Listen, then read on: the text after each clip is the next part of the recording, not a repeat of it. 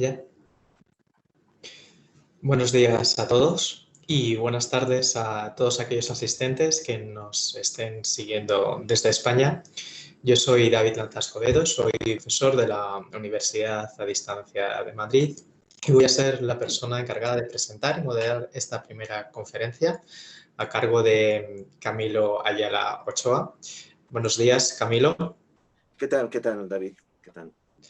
En primer lugar, quisiera darte las gracias por aceptar nuestra invitación y estar con nosotros y también por tu participación, de la que estoy seguro vamos a aprender muchísimo. Para aquellos que no conozcan a Camilo, decir que Camilo es historiador y teólogo social con más de 37 años de experiencia en el mundo editorial, donde ha ejercido, entre otras funciones, la de consultor y editor.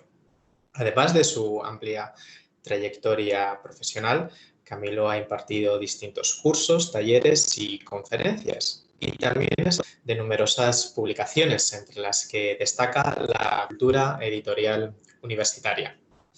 En este orden de ideas, Camilo nos va a presentar una conferencia en torno a la hiperedición y translectura en aras a lograr una educación mucho más participativa.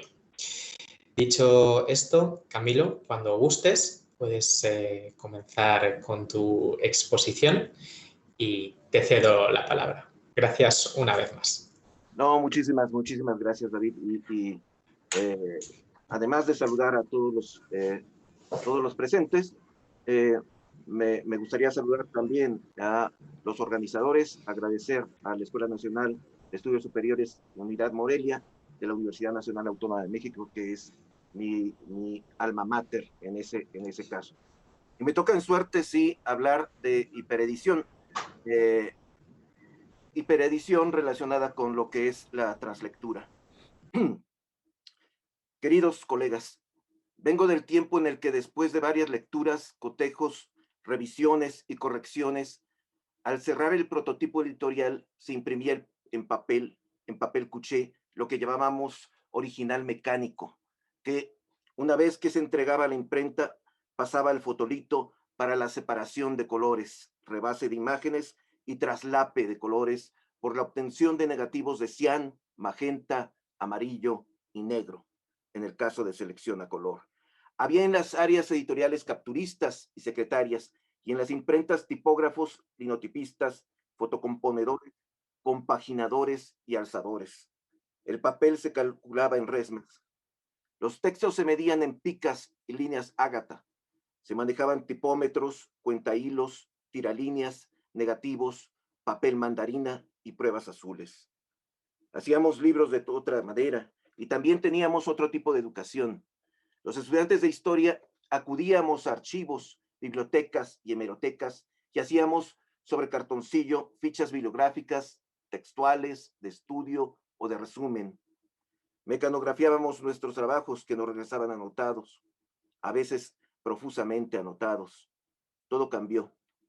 El ciberespacio está impreso en ecos de viejas lecturas. El editor actual tiene que estar sumando competencias en su experticia para intervenir en los procesos de edición, producción, circulación de contenidos. Son muchos y vertiginosos los cambios en el ecosistema editorial que implican la planeación editorial, la edición, el diseño, las artes gráficas, los derechos de autor y la edición digital. Nunca como hoy se han tenido a la disposición de los profesionales del libro cursos, diplomados y maestrías, congresos, coloquios y simposios, así como colecciones y publicaciones periódicas especializadas. Esto habla más de la complejización de la materia que de la expansión de una como usanza de reflexión. Si algo nos enseñó la pandemia, es que la tecnología posibilitó el confinamiento de gran parte de la sociedad. Por el teletrabajo y la teleeducación, no nos hemos quedado encallados. En ese sentido, la educación post-pandemia, la educación extendida, tendrá que ver con participación a distancia acorde a un mundo líquido. Nuestro tiempo es tiempo de conectividad, reticulación, multidimensionalidad, omnicanalidad, pantallización, gamificación, desintermediación, hibridación, hiperlectura y proconsumo. Nuestros sentidos intervienen en la animación tridimensional, el sonido incorporado, la realidad virtual, la transmisión de sabores por computadora y el sintetizador de olores. No hay alegoría de los sentidos, sino confluencia, una forma de morar en otros mundos, mundos virtuales, mundos simulados. Los sentidos se entreveran. La tecnología holográfica, la realidad aumentada, la realidad enriquecida, harán posible interactuar entre profesores y alumnos. La educación actual debe considerar la cibercultura, las experiencias multimodales, el conexionismo, la creación colaborativa, el diseño empático, los entornos personales de aprendizaje, las redes de conocimiento, las audiencias interactivas, las comunidades anfibias, los epitextos públicos virtuales, el servicio de curaduría de datos, la hiperconectividad, la transmediación, la transdisciplinariedad, el paso de la página estática a la página líquida, la ubicuidad del catálogo de competencias y, por supuesto, la autoría automatizada, es decir, la actividad de entidades robóticas creativas, lo que tiene que ver con genética de máquinas, autorreprogramación, inteligencia artificial y sistemas expertos. El libro fue un artilugio virtual. Los distintos continentes de nuestros contenidos o textos han sido objetos inanimados. Ante las pinturas rupestres hechas en la profundidad de las cavernas, las 282 leyes del Código de Hammurabi del Imperio Babilónico, las tablas de la Biblioteca de Asurbanipal en la ajardinada ciudad de Nínive, los casi 40 metros del papiro del libro de los muertos de los antiguos egipcios, los 310 pergaminos de asno que integran el Codex Gigas, también llamado Biblia del Diablo, los sueños de Polífilo, escrito en un idioma inventado en latín e italiano, plagado de ratas voluntarias, editado por la casa de Aldo Manuzio y considerado el libro más bello jamás impreso, la intermediariedad de la textualidad digital del diálogo epistolar llamado Entre la página y la pantalla, traducido recientemente por la UNAM como La hoja y la pantalla, todo esto es exánime sin la intervención del lector. El ciberespacio está impreso con ecos de viejas lecturas. Todo libro que conocemos, toda biblioteca, se activa cuando alguien interpreta, cuando alguien lee. Por mientras, puede seguir empolvándose en estanterías o permanecer como bytes almacenados en memorias o en la nube. Tiene razón Gino Roncaglia, autor de La Cuarta Revolución, 6 lecciones sobre el futuro del libro, cuando dice que el texto escrito no sabe responder a las preguntas formuladas para entender mejor el contenido. No es capaz de adaptarse a la diversidad tipológica de los lectores. Habla a todos al mismo tiempo. No es capaz de reaccionar a las interpretaciones equivocadas. Sin embargo, algo está cambiando. El libro digital o libro electrónico avanza en el camino de las experiencias inmersivas, de tal suerte que podemos estar dentro de lo que leemos, o mejor dicho, leer significará vivir. Verónica Gerber-Bisecci lo dice bien. La palabra es una entidad soluble, una sustancia que sufre varios estados.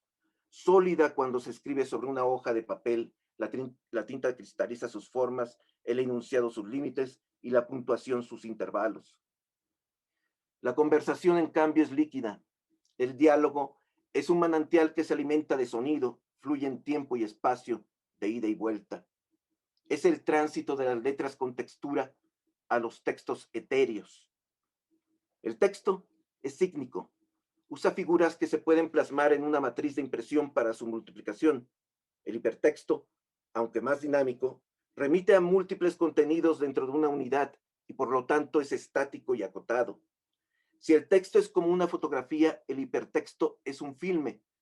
El cibertexto va más allá. Es líquido porque no solo es una puerta a todos los medios y contenidos, sino que puede enlazar a los contenidos que se van creando. Si el hipertexto es un filme, el cibertexto es una caja de Manchon, conocido como configuración del lamento, aquel rompecabezas de ficción creado por Clive Barker en la novela Hellraiser, llevada al cine en 1987. Del hombre tipográfico formado por tinta y papel, pasamos al hombre iconográfico que interpreta el mundo por imágenes, y viene el hombre holográfico, el que reside en realidades ficticias o aparentes. Tenemos actualmente editores 2.0 o cibereditores, ocupados en gestionar metadatos y administrar nuevos modelos de negocios. En la hiperedición, el editor se convierte en un curador o comisario de contenidos versado en la gobernanza de datos. Y es que en una economía de información digital, el editor será un poco bibliotecario de datos, un poco tutor, tendrá que ser visible ante los lectores. Esa participación es esencial y por eso vemos fracasar las iniciativas EDITEC, acrónimo de Education and Technology, que con simpleza reparten tabletas o computadoras a las poblaciones. Para los hipereditores, no hay obras definitivas, sino maleables, característica que corresponde con el mundo líquido del que habla Zygmunt Bauman, en el que todo es volátil, hasta los marcos cognitivos. El texto se vuelve líquido y fluye por derroteros personales. El texto editable y editado de nuestro tiempo deja de tener una jerarquía central por la vigencia de procesos de transmediación en el aprendizaje y la comunicación. Precisamente, esa inconsistencia ha transformado al medio editorial de ser una tecnología dura que ofrece productos tangibles, es decir, impresos, a una tecnología blanda que ofrece contenidos. Tal vez el nuevo libro es el viejo libro, el que necesita ser activado por el lector. Johannes Gutenberg inventó en la ciudad alemana de Maguncia, hacia 1440, la imprenta de tipos móviles, ligada a una tinta adherente y una prensa inspirada en el tornillo que aprisionaba uvas para obtener vino de su jugo. La industrialización de las artes gráficas durante el siglo XIX posibilitó que grandes poblaciones se pusieran a leer. Hoy por hoy, con la ciberlectura, Lars Ole Sauenberg de la Universidad del Sur de Dinamarca formuló el concepto de paréntesis Gutenberg a partir de las ideas de Marshall McLuhan. Según esto, la impresión de textos solo sería un tropiezo y las nuevas tecnologías de comunicación recuperarían los aspectos de oralidad, de creación colaborativa, de conversación efímera o de texto líquido. En ese sentido, la edición de libros tendrá que buscar más el atractivo gráfico, la sobriedad de los mensajes, la hospitalidad, el diseño responsivo, la comunicación dialogante, la conectividad exclusiva y la actualización. El libro tiene que ser performático. Esto es difícil, muy difícil, y exige tener en cada editorial bienes de calidad humana de muy alta formación que propicien los grupos de lectores inquisitivos, de conectores, en el sentido del que hablan Alejandro Pisitelli y Julio Alonso en Innovación y Barbarie, verbos para entender la complejidad. Ahora, la autoría participativa, la autoría descentralizada o la autoría ramificada se dan en obras que modifican los lectores y que pueden reformar los lectores de esa obra modificada, y así sucesiva y aleatoriamente. La translectura es inducida por el uso de hipermedia, multimedia, interactividad, hipervínculos, menús y pantallas. Estas nuevas formas de acometer el texto ponen en jaque los procesos tradicionales del libro. La respuesta es una nueva manera de edición. Muchos editores y tecnólogos han hablado sobre las bondades del ebook, que simboliza para ellos la solución a los muchos problemas de producción de libros y de fomento a la lectura, pero es posible vislumbrar nuevos productos editoriales. Se trata, además, de una democratización de la cultura. Con la ciberedición, la biblioteca electrónica y la librería virtual, existe la oportunidad de llevar los fondos bibliográficos a los lectores de manera inmediata y cómoda. La ocasión de atender el derecho a la bibliodiversidad, que es el derecho al acceso a la totalidad de las obras, creadas sin depender del funcionamiento de la mercadotecnia o del margen de ganancias por la venta de libros. Esto conecta con una educación participativa para las nuevas generaciones. El ciberespacio está impreso con ecos de viejas lecturas. Víctor Hugo hace decir a Claude Frollo, el archidiácono de Nuestra Señora de París, que la imprenta matará a la arquitectura. esto matará aquello. En efecto, las catedrales narraban hechos bíblicos, eran libros de piedra.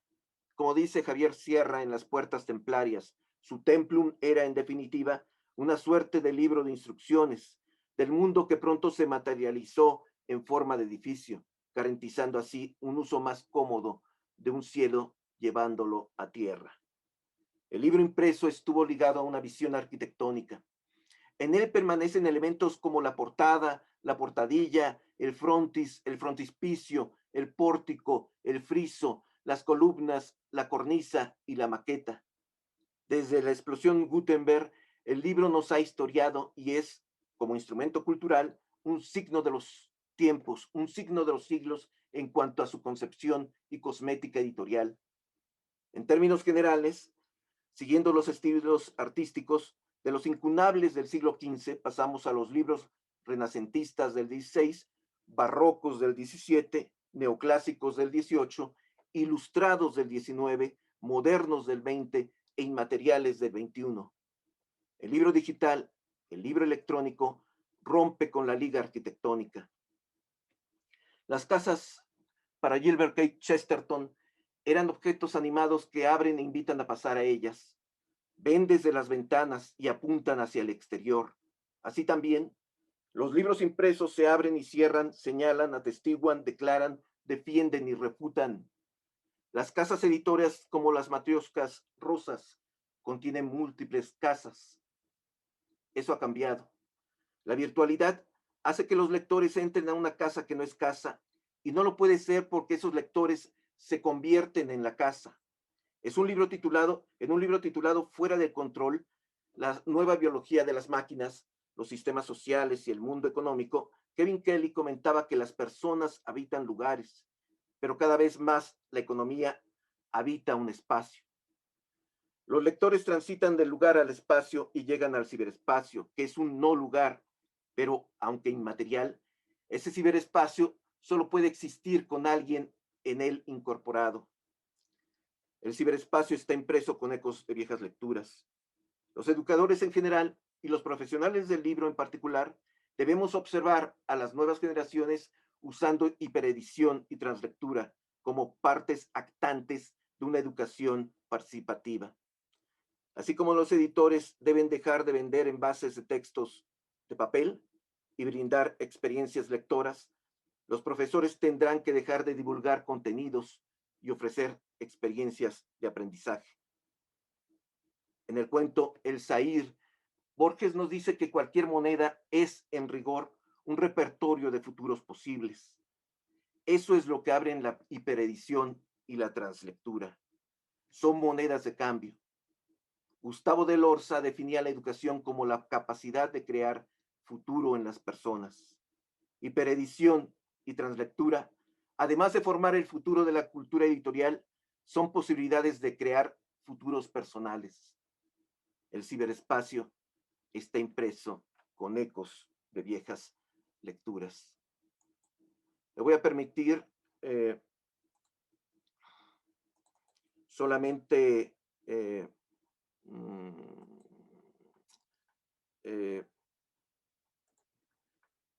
compartir esta pantalla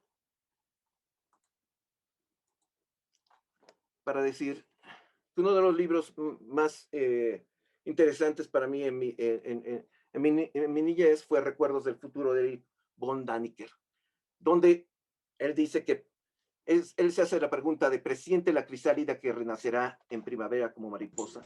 Es decir, si hay un futuro implícito dentro del presente. Vemos aquí una imagen de... Perdona Camilo que te interrumpa. Sí. Yo la pantalla la sigo viendo en negra, no estoy viendo ningún documento. No sé si es un problema mío particular o al resto de asistentes les sucede lo mismo. Yo sí lo veo. Sí. Y otras personas también han comentado que sí. Yo también lo veo. Vale, entonces es un problema técnico mío. Gracias. No. Gracias a ti, David. Te lo describo. De hecho, esta imagen aparecía en galletas al principio del siglo XX. Era como veían la educación en ese momento. Vemos libros que entran a una trituradora y por cables entran a la cabeza de las personas. Cyrano de Bergerac, en El otro mundo, veía el futuro de los libros como que los libros hablaban a las personas, les comentaban en ese caso. Y H.G. Wells en La máquina del tiempo veía, sí, bibliotecas en sí que se personificaban y exponían el contenido de los libros. Es un poco también como en varios periódicos norteamericanos de mediados del 20, se veía el futuro de los libros, alguien descansando y recibiendo el contenido en su mente en ese caso. En la serie de Star Trek, los libros pues eran disquetes, eran unos artificios cuadrados, pero había personas que conservaban todavía algunos libros emulados para poder acariciarlos en ese caso. Hay quien dice que, bueno, sí, el medio ha sido el mensaje. Y ha habido personas que han visto el futuro de los libros como algo transgresivo en ese caso. Vemos, por ejemplo, a Betsy Sparrow trabajando sobre lo que es la memoria, el efecto Google. Solemos olvidar las cosas y depender mucho de los teléfonos móviles o celulares en ese caso. Karen James trabaja sobre personas que han aprendido a escribir con teclados, no con la letra, ya no saben escribir caligráficamente. Sugata Mitra es una persona que ha dejado algunas computadoras en pueblos paupérrimos y de repente quienes aprenden a manejar esas computadoras son los niños, que no solo aprenden a escribir y a leer con esas máquinas, sino a hacerlo con otros idiomas distintos a ellos mismos. Usan el inglés. Esto es un ejemplo de artes gráficas actuales. Como ven, Fahrenheit 451 es descubierto a partir de que uno quita con lumbre la pantalla, la cubierta que cubre el texto. Y vemos la edición que emula una caja de cerillos. Ahí vemos papel hecho a partir de rocas trituradas, ya no es papel vegetal. Vemos también papel lumínico, tecnología LED, y papel que puede conservar el contenido, incluso escrito, bajo el agua. Lo de abajo es papel luminoso.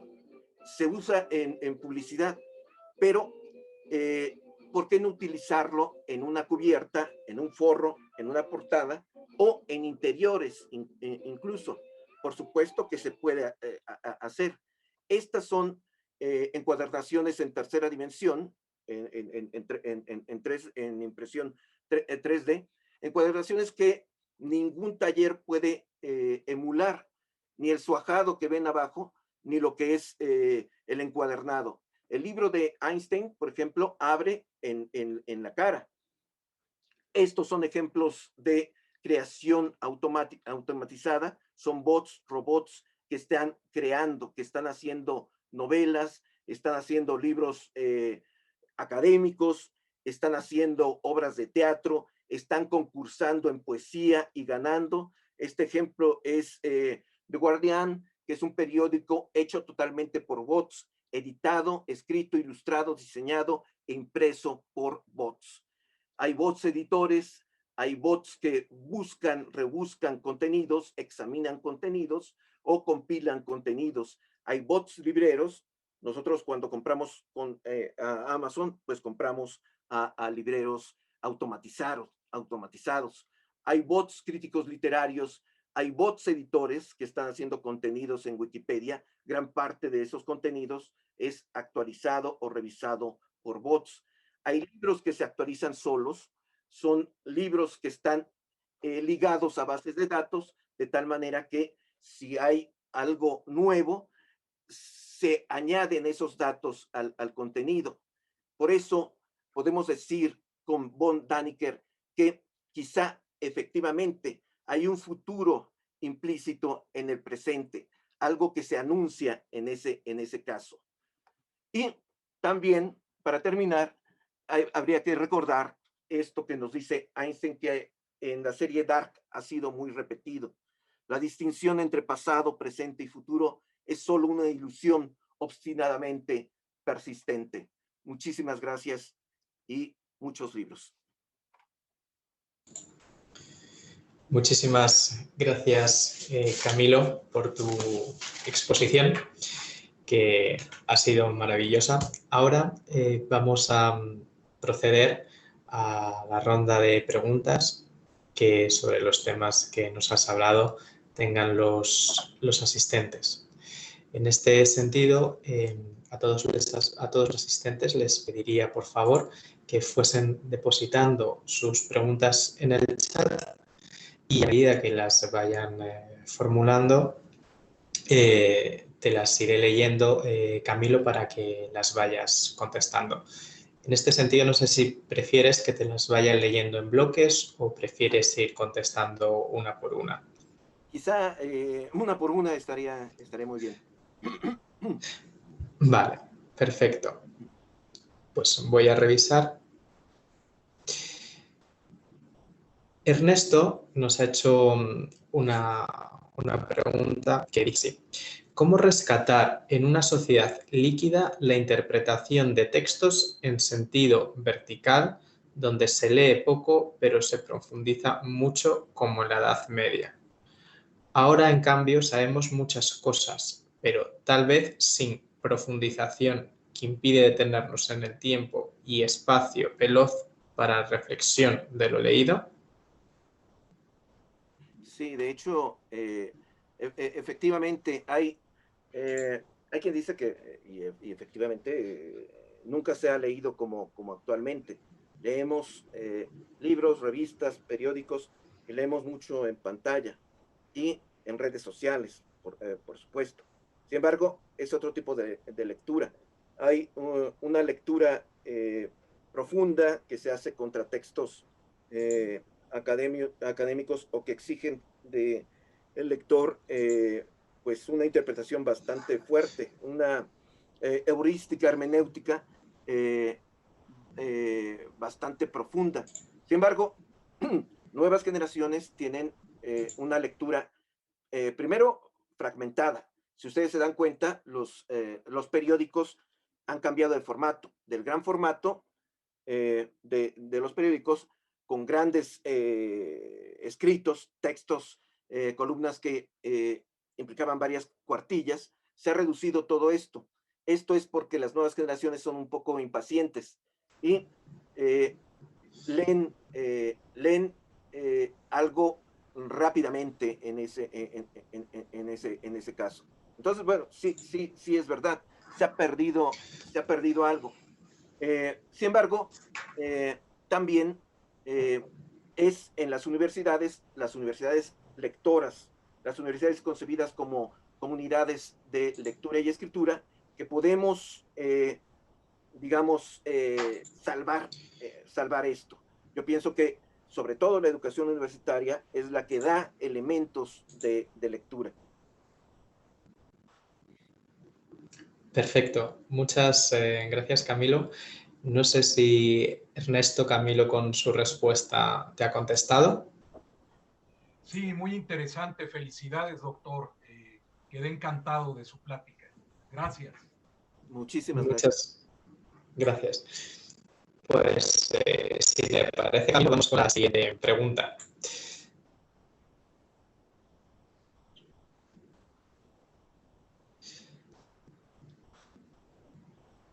Vale. También la fórmula Ernesto. Dice así: la tradición oral de aprendizaje por recuerdo y memoria de cantos y textos antiguos que de generación en generación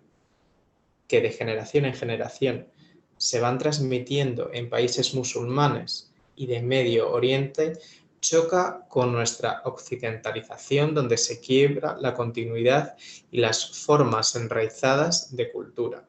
Quizá deberíamos incentivar en una educación participativa el recurso de recordar. Sí, de hecho, incluso sabemos que hay tradiciones distintas de la lectura, tradiciones distintas incluso de tomar el libro. Yo en algunas ocasiones he comentado que es distinto el aprendizaje occidental de la escritura a través de cálamos y rayaduras sobre tablas, sobre papiro, sobre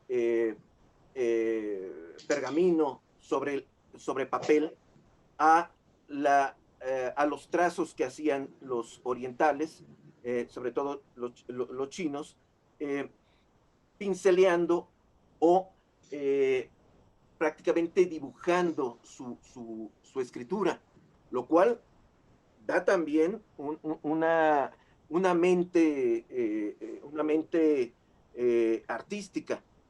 A nosotros nos llegó el papel y nos llegó la forma del libro, sobre todo por los árabes que emularon mucho el utilizar estas concepciones artísticas de la escritura. Los árabes prácticamente, los del medievo y el Renacimiento, prácticamente dibujaban también su escritura. Y era otra forma de interpretar el mundo en ese caso. Entonces, el medio sí, interviene en la concepción del mundo y en el cerebro. Actualmente se habla de cibercerebro. Está unido a lo que es la nueva forma de lectura, la nueva forma mucho más rápida, una lectura de textos que es secundaria, que exige interpretaciones o mediaciones. Nuestra generación, mi generación, está acostumbrada a cometer el texto directamente, sin importar el tamaño, y leer libros completos. Las generaciones más jóvenes leen capítulos o fragmentos de libros, o libros condensados, libros que alguien les está interpretando incluso. Eso es lo que puedo comentar. Muchísimas gracias. Muchísimas gracias, Camilo. Y bueno, también muchas gracias a ti, Ernesto, por tu participación y por las preguntas tan interesantes que nos estás formulando, además de los comentarios y apreciaciones. Tenemos otra pregunta más, Camilo. Nos pregunta Patricia si podrías profundizar un poco más en la translectura y cómo la imagina en la educación.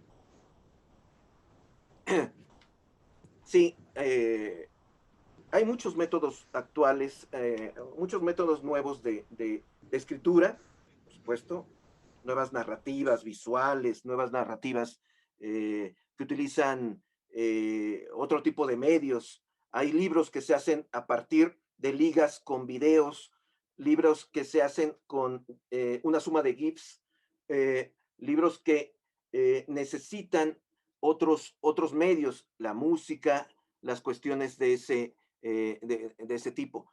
Estas nuevas narrativas o nuevos modos de creación, donde está la poesía, la literatura holográfica, literatura, ciberliteratura, cuestiones de ese tipo, dan lugar a nuevas formas de lectura. Hay quien engloba esto en lo que es la lectura colaborativa. Una persona haciendo un escrito, por ejemplo, en literatura, comenzando una novela y dejándola en el ciberespacio para que otra persona continúe esa novela y llegue otra persona a sumar contenido, pero esto no linealmente, sino de manera ramificada. Es una escritura intervencionista en ese caso. Entonces, el nuevo libro, los nuevos contenidos tienen que ver con esto, con permitir a los lectores, a los espectadores, intervenir los textos. Entonces el lector se vuelve, hay quien lo llama prosumidor, una persona que produce y consume al mismo tiempo. Eso es la translectura, la translectura. Es decir, el lectoespectador, la persona que además de estar leyendo, está, por supuesto, interviniendo el texto. Esto, tan solo esto, que vemos como comienzo, pues pone en jaque también al sistema copyright. Libros de autoría ramificada, autoría social, por decirlo así, pues no podrán ser registrados ante derechos de autor, no tendrán propiedad en ese caso, y nuestra figura del autor tendrá que ser revisada en ese caso. Ahora, le llamo translectura porque sí, o sea, siempre ha habido mediaciones en la cultura. Los editores somos mediadores entre lo que es el escritor y el lector. Si en el futuro no intervenimos en las conversaciones y no hacemos mucho más íntimas las comunicaciones entre los autores y los lectores, a veces incluso volviéndose únicos, uniéndose. Si no hacemos eso, pues estamos en problemas. Muchas gracias, Camilo. No sé, Patricia, si te ha contestado Camilo a tu pregunta o si quieres hacer alguna puntualización antes de pasarle. Gracias, gracias, Patricia. Muchas gracias, Camilo. No, me hace imaginar los retos que tenemos que abordar, por ejemplo, quienes estamos desarrollando libros de texto, ¿no?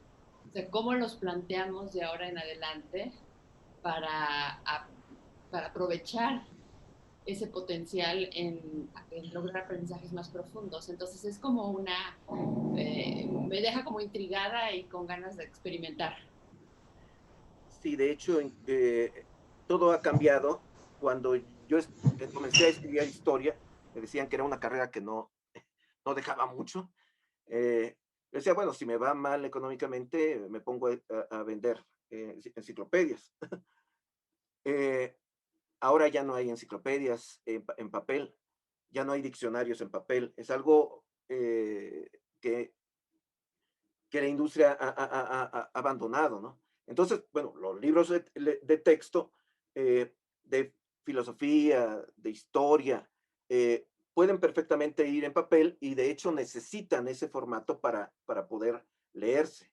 Pero libros de ciencia o de técnica o de medicina tendrán que tener ligas hacia nuevos descubrimientos, nuevos horizontes en ese caso.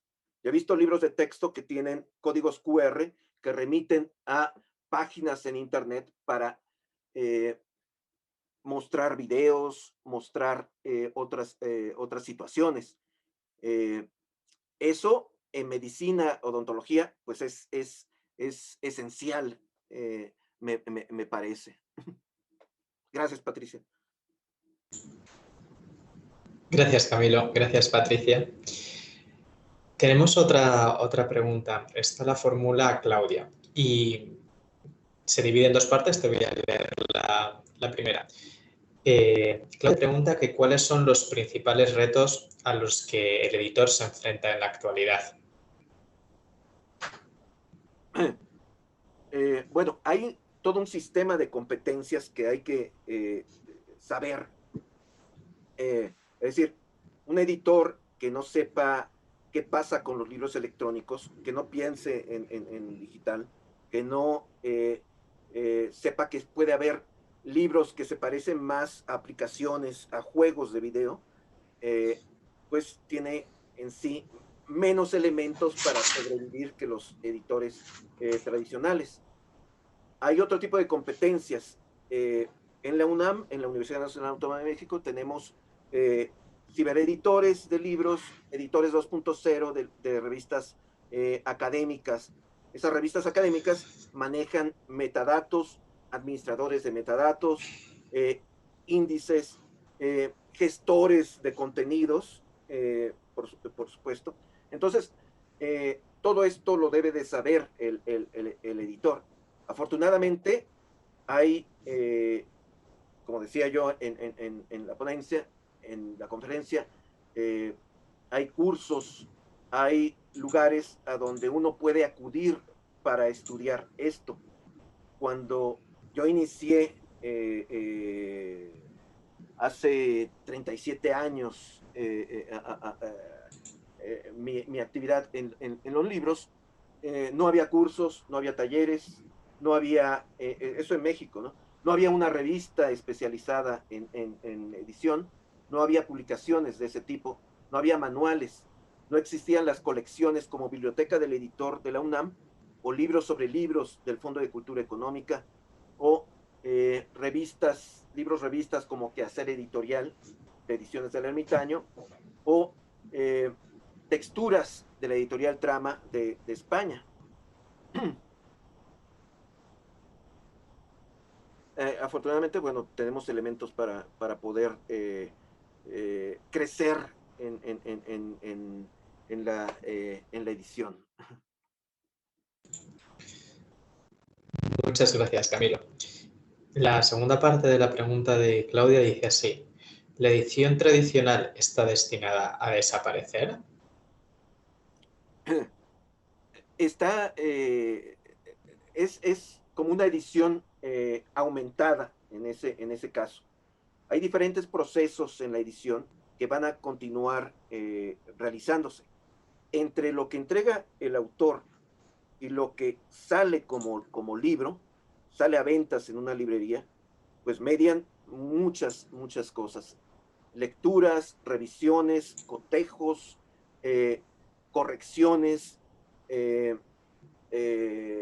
aplicaciones de diseño, cuestiones de ese tipo. Todo esto tiene que saberlo el editor. Un editor que no sabe manejar papel, cálculo editorial, que no sabe lenguaje de corrección, los signos de corrección de estilo, un editor que no sabe comunicarse con su diseñador y las posibilidades de diseño, pues tiene los días contados, o sea, no puede sobrevivir. Esas cuestiones deben de manejarse. La edición sigue siendo un gremio. Estamos aprendiendo de maestros, siempre con mucha humildad, a pesar de que llevemos décadas trabajando con libros. Siempre se aprende de un viejo impresor, de un viejo librero, de un viejo bibliotecario, de un viejo editor. A veces incluso por supuesto, de los jóvenes. Hay una pedagogía en ese caso. Entonces, la edición tradicional más bien se tiende a transformar, a convertir. Muchas gracias, Camilo. No sé si Claudia te ha contestado, Camilo, a las dos preguntas que le has formulado o quieres hacer algún apunte más. No, pues nada, muchas gracias, David, por la conducción. Saludos hasta Madrid. Y a Camilo, pues un abrazo y me da gusto verlo en este foro y agradecerle pues todos los conocimientos que nos ha regalado esta mañana. Por supuesto que me has inspirado muchísimo a seguirme profesionalizando en mi quehacer, y claro que sí me has respondido y sobradamente. Un abrazo para ti, Camilo. Un abrazo, Claudia. Muchas gracias, Claudia. Pues vamos, si te parece, Camilo, con la última pregunta que está volcada en el foro. Esta pregunta la ha formulado Carolina y nos comenta: el tema de cómo la caligrafía trae otras habilidades me parece relevante en estas nuevas formas de comunicación. ya que son más difíciles de desarrollar. Y pregunta a este respecto: ¿cómo podríamos extender la lectoescritura manual a las nuevas modalidades de enseñanza-aprendizaje?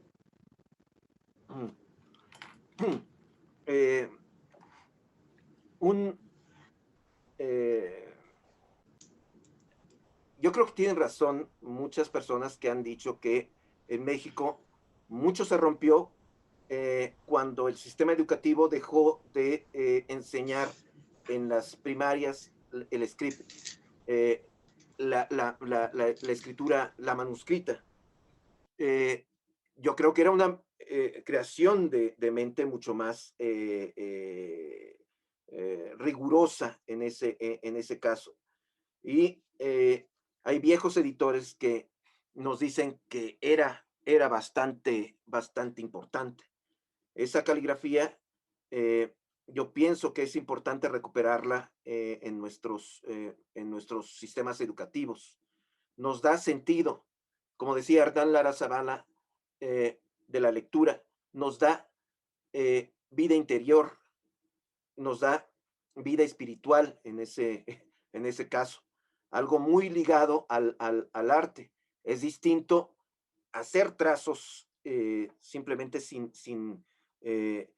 por comunicar, a estar atento a cómo se desenvuelve, se desarrolla el texto.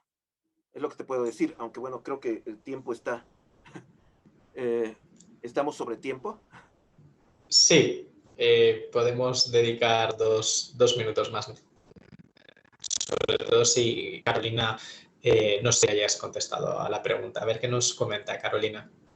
¿Quieres hacer alguna observación más o alguna pregunta al hilo de esta que has formulado atendiendo a la respuesta de Camilo? Nada más una cosa antes. Sí, perdón. De los viejos editores que nos decían que era importante el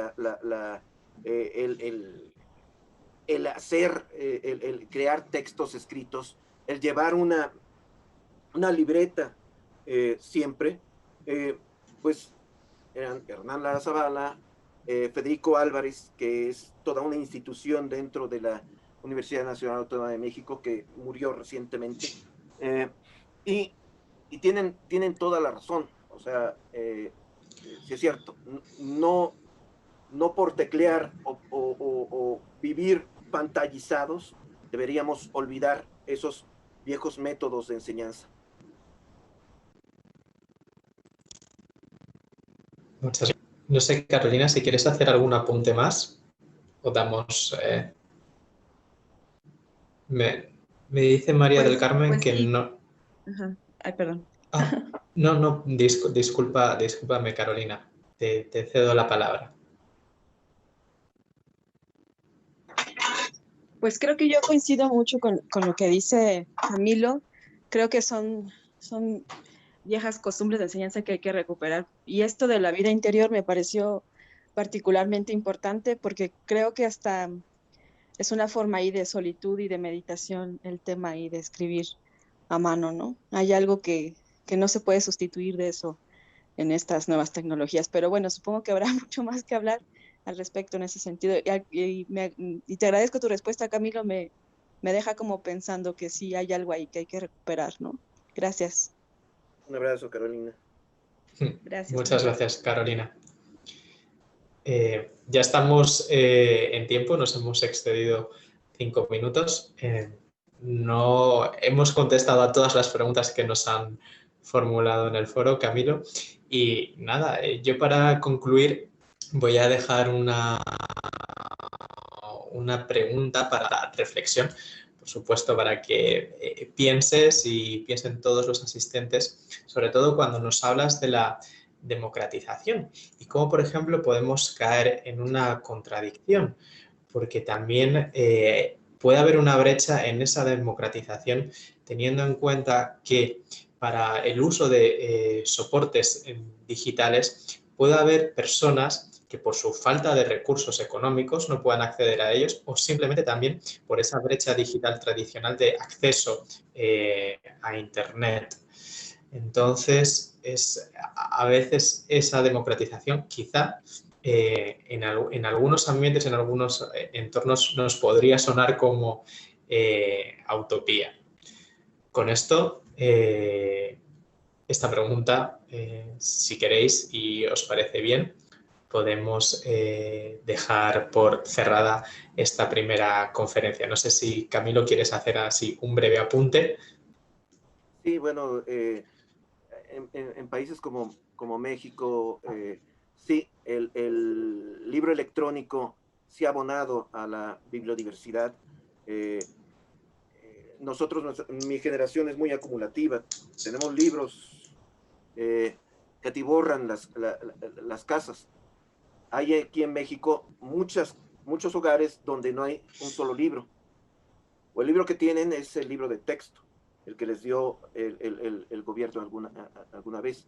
Al posibilitar la lectura electrónica, sí ha habido una especie de democratización en ese caso. Pero por supuesto no es para todos. La lectura siempre ha sido elitista para ciertos grupos en ese caso. Y acudir a los libros, pues sí, no cualquiera en ese caso, pero la posibilidad que hay de alguien que se interese en lectura, tener el acceso en muchos municipios del país donde no hay biblioteca, no hay librería, pueden a través de internet encontrar libros en acceso abierto, libros para todos en ese caso. Muchísimas gracias a todos. Bueno, muchísimas gracias y muchos libros. Muchas gracias a ti. Antes de concluir y de dejar cerrada esta conferencia, la quiero pedir a mi compañera Teresa si por favor puede dejar constancia del reconocimiento a la conferencia llevada a cabo por Camilo. Sí, aquí se está mostrando en pantalla. Sí, en el estado de...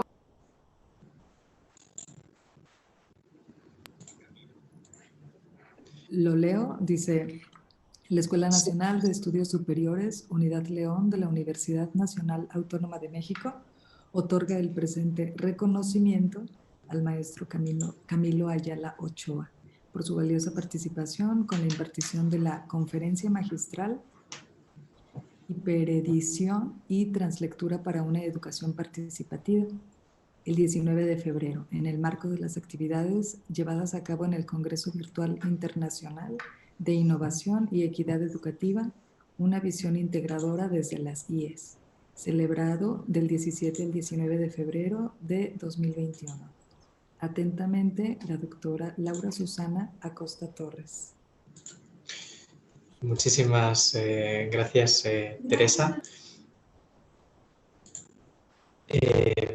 Con esto damos por concluida esta primera conferencia de la mañana en el ciclo de este congreso virtual y dar las gracias una vez más a Camilo por su participación y, como no, también a todos los asistentes. Muchas gracias, espero que disfruten del resto de conferencias y talleres que se ofrecen a lo largo de hoy y que se puedan llevar grandes aprendizajes consigo a sus espaldas. Ha sido un placer compartir con todos vosotros esta conferencia y, dicho esto, me despido. Gracias. Muchas gracias, Camilo. Muchas gracias, David.